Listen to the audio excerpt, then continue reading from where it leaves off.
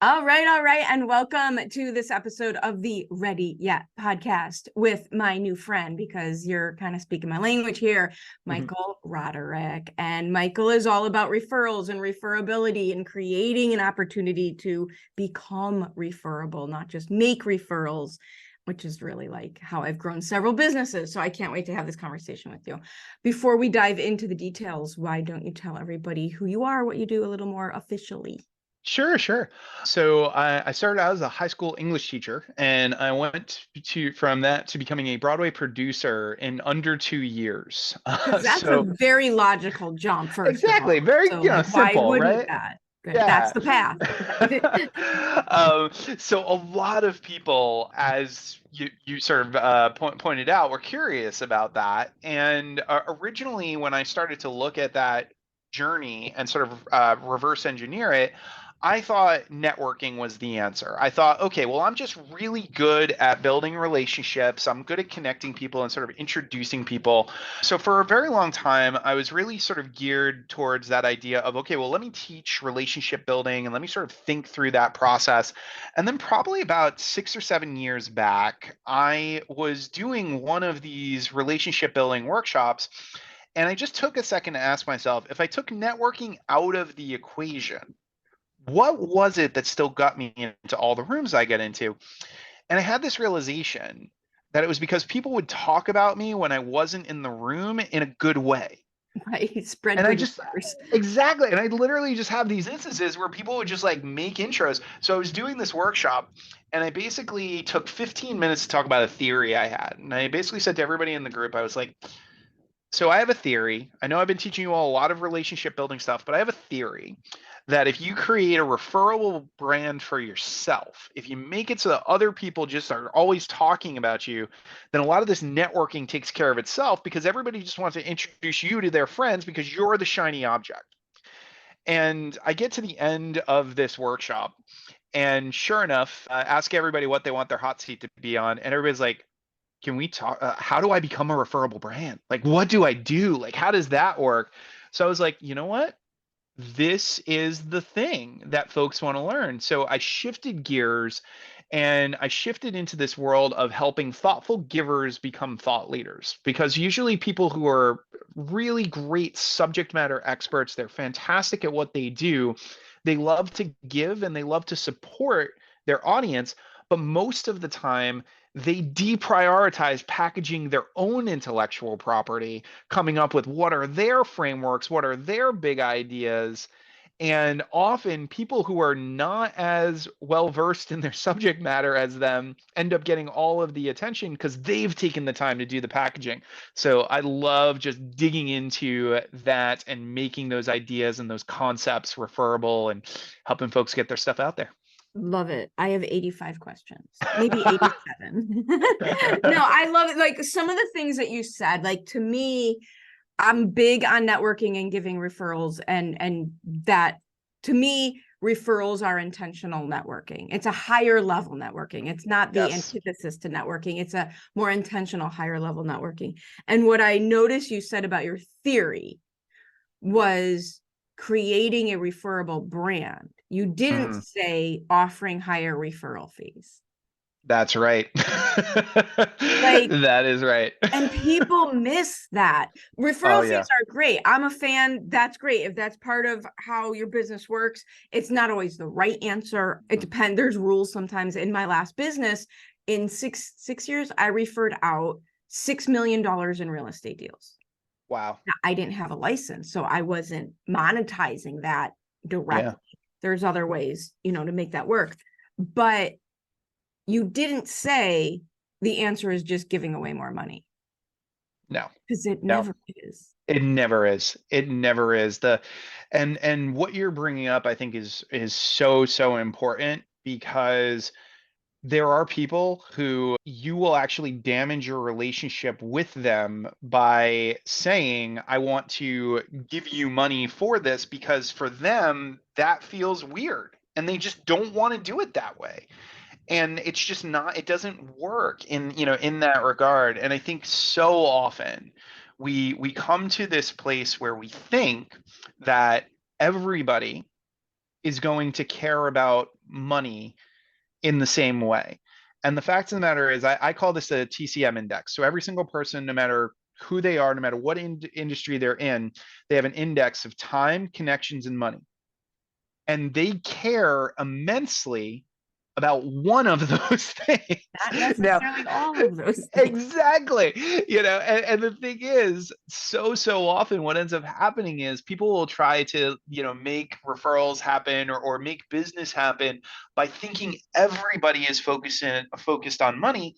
And if the person is actually way more interested in, I want to make sure that this thing is done in the shortest amount of time possible, or if they're more interested in who am I connecting with and what is this experience going to be, the money actually does not matter to them. And you can really kind of just destroy the relationship in many cases by putting a focus on something that they don't actually care about. Well, and the other piece of that is most small businesses, and we'll just stick to that. That's my audience, right? Most small businesses are already completely filled to the rim with the heavy load of making their own sales. Yeah. And you're not actually, it's too big of an ask, quite honestly, for them to sell on your behalf as well. Yeah. However, back to your point, if they can add value to someone that they're trying to turn from a prospect into a client by making an additional introduction, now they're not putting their own sale at risk. Now they're not putting their relationship at risk. Now they're not monetizing this situation and taking their focus away from what they're trying to get done. They're just helping. Exactly. And the thing that I always like to think about in regards to this is that your clients are on a timeline and there is something that they need and that they need to focus on. And the second that they've solved one problem, they've made another problem for themselves, and there's somebody else who needs to solve that problem. So when we're thinking about our services, it's important for us to think about, where do we fit on that timeline? And do I know people who they need to meet this person before me, or they need to meet this person after me? And am I having conversations with those people about how do we support each other? How do we send folks to each other? And what does that look like, right? What is that, what is that process? And I think that all too often, referrals especially, it's broken down in this sort of like systematized way, right? Like it's all about like build this, funnel kind of, kind of scenario. And the way that I like to think about referrals and even just relationships in general is, you want to stay away from the idea of a system, and you want to think in terms of an ecosystem. Yes. You want to think, how are all of these pieces working together? How are we all supporting each other? How are we helping the industry as a whole rise up and providing great experiences across the board, versus, okay, you're a good potential client and that's all you are, right? And that's the thing. I think that all too often, I often like to say, people love to feel useful, they hate to feel used. And when I am looking at you as more than just you're a potential client, or you're going to refer me business, or whatever the scenario is, and I see you as a person, then we're going to have a much, much stronger relationship. There's going to be a lot more opportunities, and the money piece of it is probably not going to be nearly as important and driving the deal as the actual relationship, which I think is so key. So I have a weird question for you. We'll try to Yeah. make this as it's not really inappropriate, but it is a little assumptive. I'm curious about your take on this. So in my last business, I worked with families with aging parents. So I used to network a lot and build relationships. One, because my clients needed so many different resources. And as a group that's effectively at risk of being taken advantage of, it was very important to me to make sure I put the right people in front of them. Of course. And so I used to go to networking groups with other small business owners, not because they were really necessarily my client, but they're easy to find. Groups of small business owners are very easy Yeah. to find, and they all have parents, and their parents have friends, and their friends have parents. So I didn't Yeah. need to do advertising. I could just do it that way, right? Yeah. What I found was that women were magnificent at this Mm, because they're so relational, relational. I don't even know what the word is, yeah. but the men that I worked with, if they could connect with one dot, what I did to what they did, they were fine. Yeah. But they didn't know that their friends had parents. They didn't know that their parents had friends. They didn't know what their own parents were dealing with, let alone their friends' parents. So there Yeah. was no way they were not every man. That's why I say it's a Sure. little judgmental, but Yeah. I think whether it's cultural, gender, there's a lot of groups that are just inherently better at this. Yeah. Yeah. No, that's and I agree. I think that there are there are things that we get taught. There are things that sort of get presented to us, and we are always put in the position of, do we follow what is taught and just never test our assumptions about those things, or do we decide to test our assumptions and try something different or sort of do something different?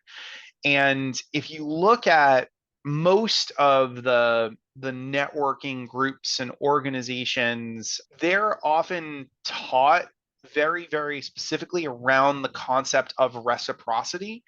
And reciprocity is almost always taught without nuance. So Or reciprocity is very almost linear, right? I give to you and exactly you give to me, and that's as opposed to bingo. the bucket of the universe. Exactly, exactly. And the thing that I always like to say about reciprocity is that everybody has a reciprocity impulse and everybody has a reciprocity timeline.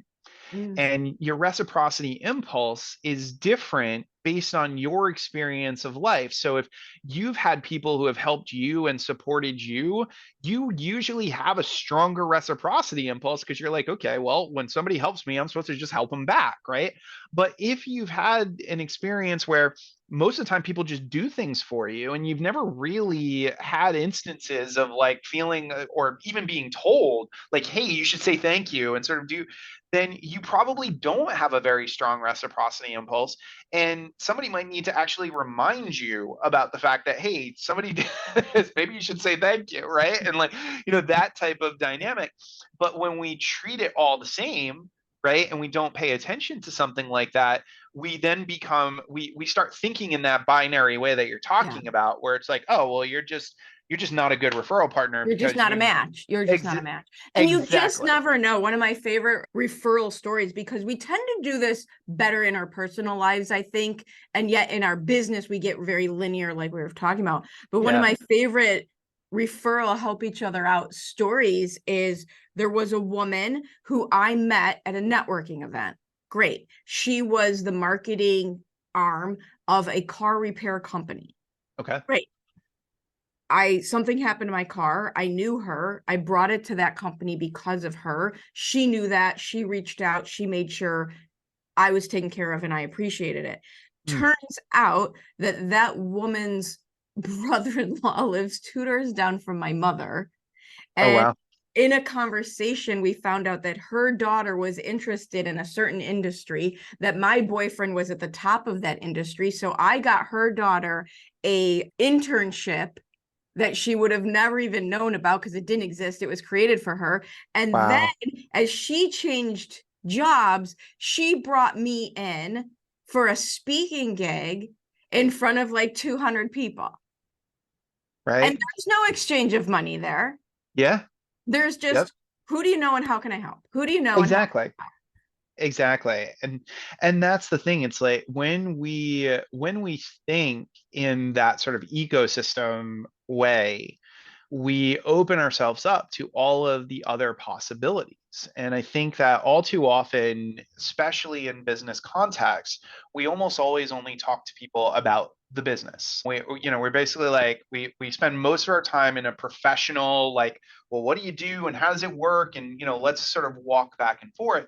But there's also the personal. which, the fact that this person has kids, the fact that they live in a certain area, right? There's also the inspirational, which is like what actually excites them and what lights them up. There's also the aspirational, which is what do they want? Like, what are they aspiring to and what are they sort of looking for? And then finally, there's the problematic. There are the things, the challenges, the issues that they're dealing with, that if I've gotten to know you on a fairly deep level, you're very likely going to talk about a challenge or an issue that comes up. And I think that we don't take enough time to explore those other avenues.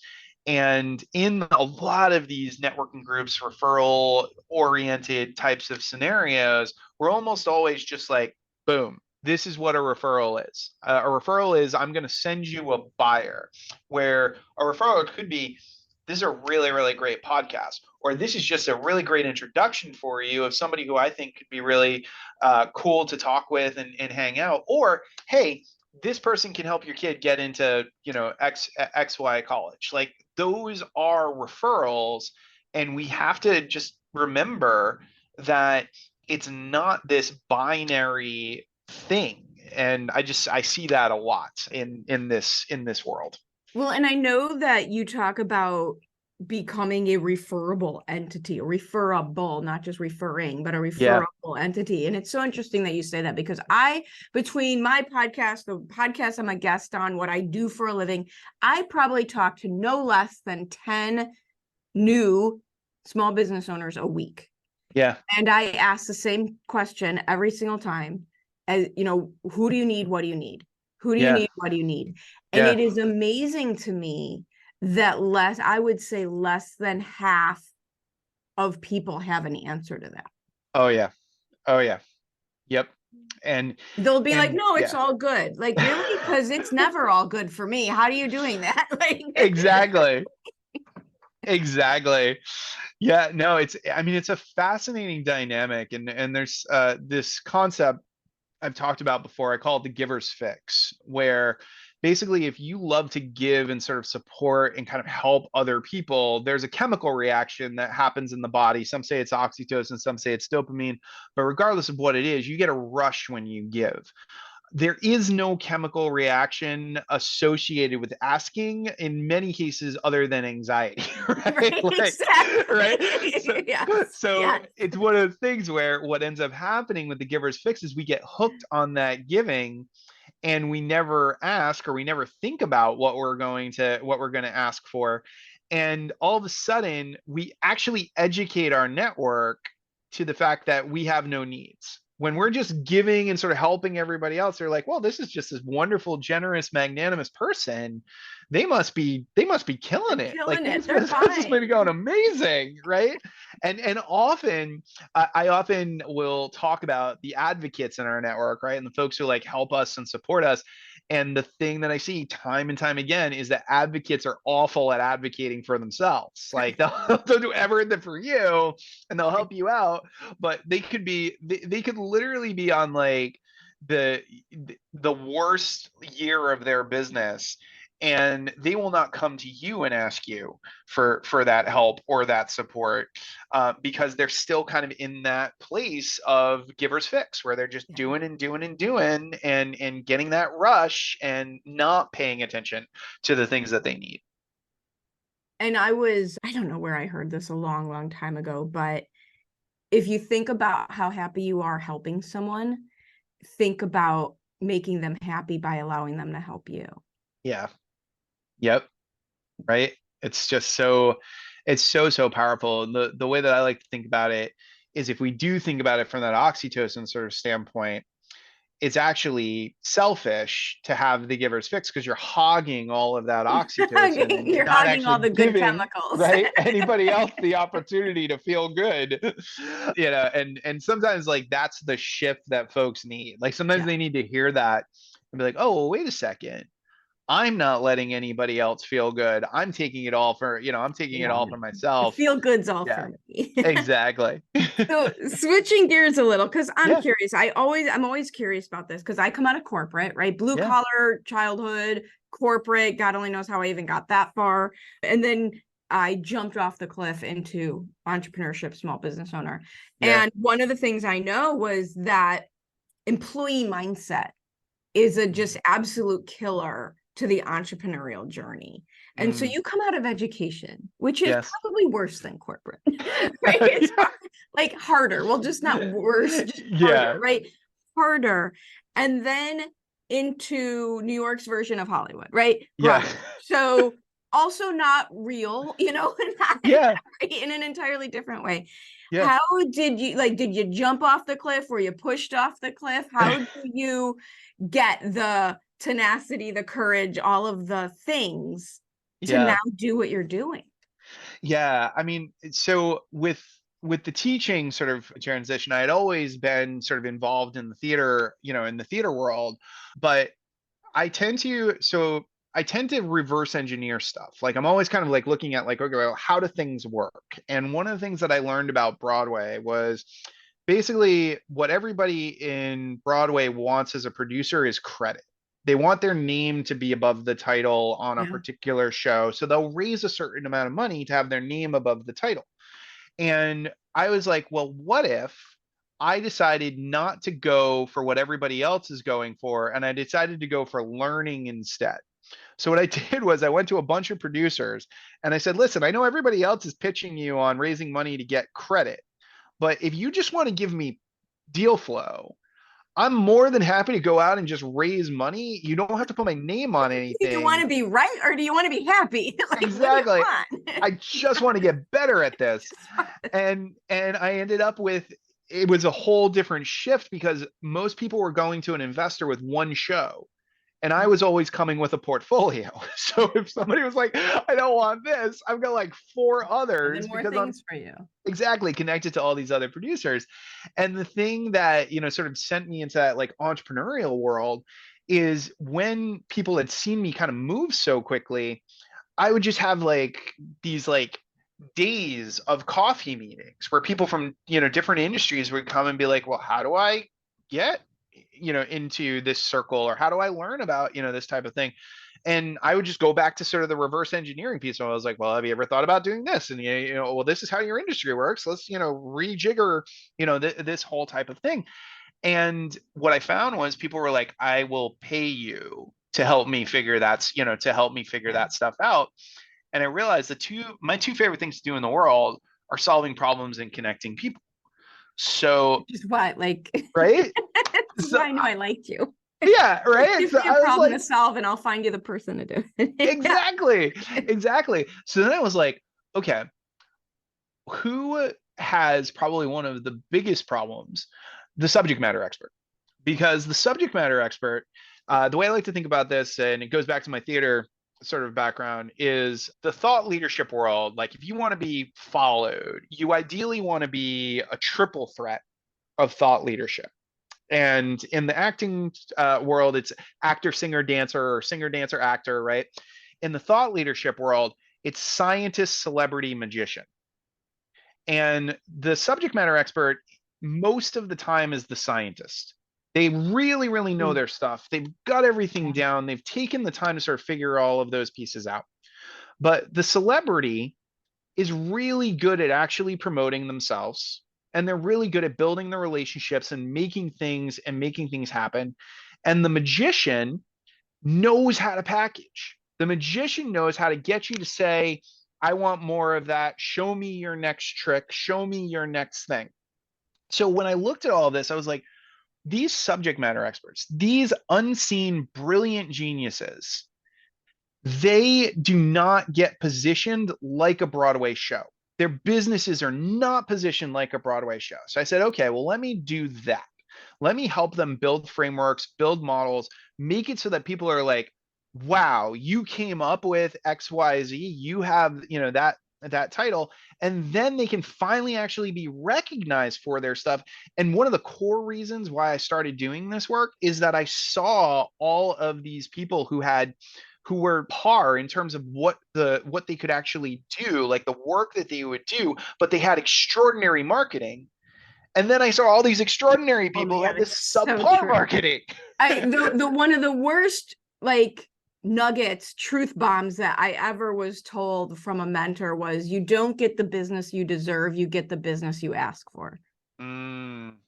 Yep. Which is why there's so many rich idiots out there, because they were brave enough to ask for the business. Exactly. And to package it in such a way that basically somebody's like, oh yeah, no, I'll spend $25,000 for 30 minutes with you. Right, exactly. Yeah, that sounds great. You know? Exactly. So let's do one more thing. Let's Yeah. lessen people's learning curves, because I can Yeah. see where all of what you're proud of and all the accomplishments, but I'm a big fan of like, let's lessen people's learning curves. If you just Yeah. don't do what I did, you'll be better off for it, right? Yeah. Yeah. Of course. Yeah. So share with us. I love sharing the dirty underbelly. Like what's gone wrong? Just don't do this. Yeah. Learn from my mistakes that you would Oh, tell people. 100%. Just pick one. Yeah. Yeah, I know, right? Like, I'm like, how long do you got, right? But okay. So this actually ties back to all these networking groups. So I basically was, in a lot of these groups. I went through a lot of these programs, and one of the top things that gets taught is this idea of pitching yourself.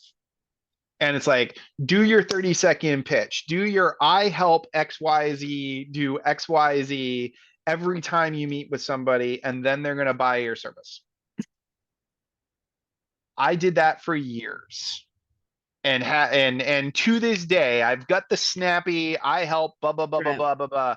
But what I learned was that if you open with that, you might as well just stop the business, because you are not going to get any business out of it, because people do not care about your solution.